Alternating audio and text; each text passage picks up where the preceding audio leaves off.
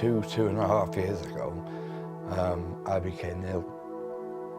Consultants came, after a week of tests, came and said to me that there's some white spots on your brain and some lesions, and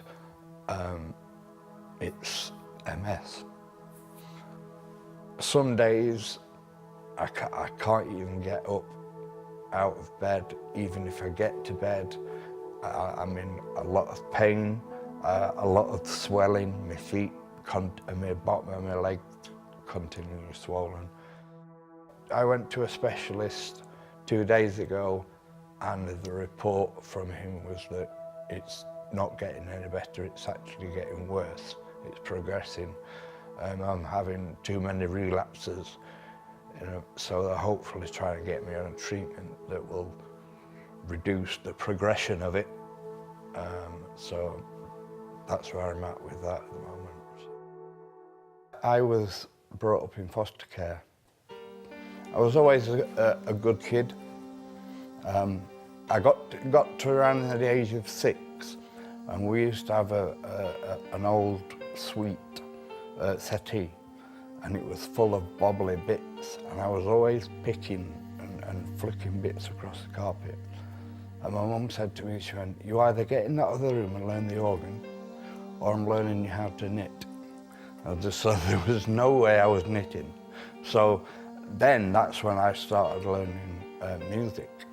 And I used to hate it at first. That hour every day was the longest hour ever. Got to the age around 13, 14-ish, I rebelled. I thought, I'm fed up of being a good kid. I went into a paper shop where I was a paper boy from being through my early teenage years, and I held them up with a knife and asked them told them to empty the till.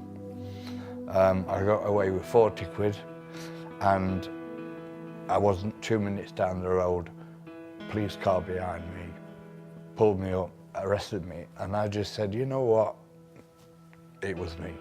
I got a sentence of 3 years, 9 months.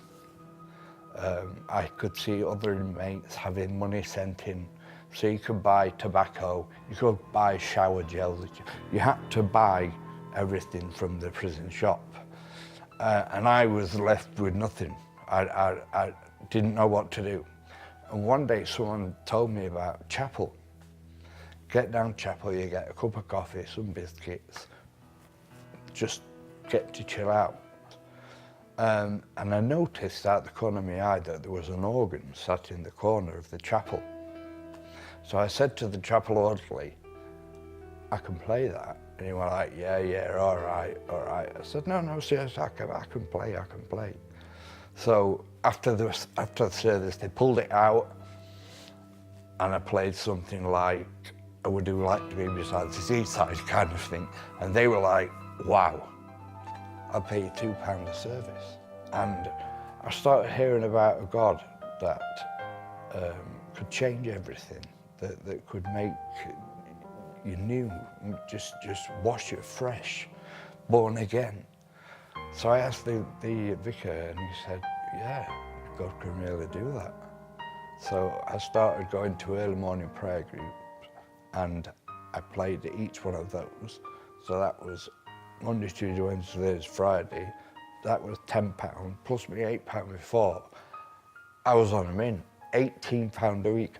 By the end of it, I'd put myself down for any kind of class. And out of 1,000 men in the prison, I was the highest paid person, just for something that I'd learned all those years ago, how God had even using it in a dark place. I attended the Alpha course in prison, and there and then gave my life to God. I started looking to the future for a release date. So there I was, released out of prison. It wasn't long before I was back to my old ways, back downhill, back on drugs, crying out, oh, I've hit rock bottom again. A guy who I became friends with, brought me to an early morning prayer meeting at church. And it was there and then that I got prayed for. They laid hands on me. God delivered me from my addiction to drugs. I didn't go through any withdrawal, any rattle.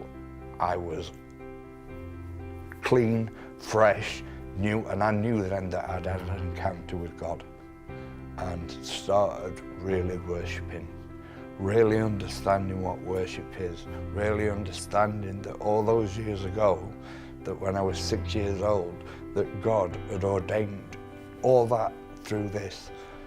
And I was there worshipping, leading others into the presence of God, and it was awesome. I met my now wife at church, Claire. We started dating, and it wasn't long before we got married.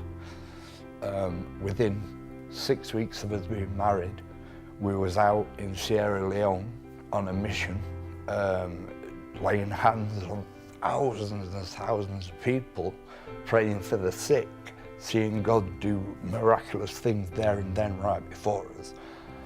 All the time I'm trying to take stock of it, thinking, wow, God, what are you doing to me? And when we got back, we realized that God had birthed something inside us.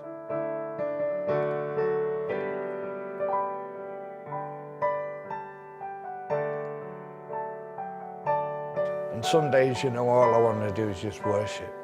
And even some days I look at my fingers and the pain in them. But I just sit at my keyboard at home, and you know, the instant that I sit there, everything just lifts. And for that time when I'm worshiping God, just me and Him, just me, Him and a keyboard, and I'm just worshiping, I have no symptoms. I feel fine, I feel great, I'm just worshiping.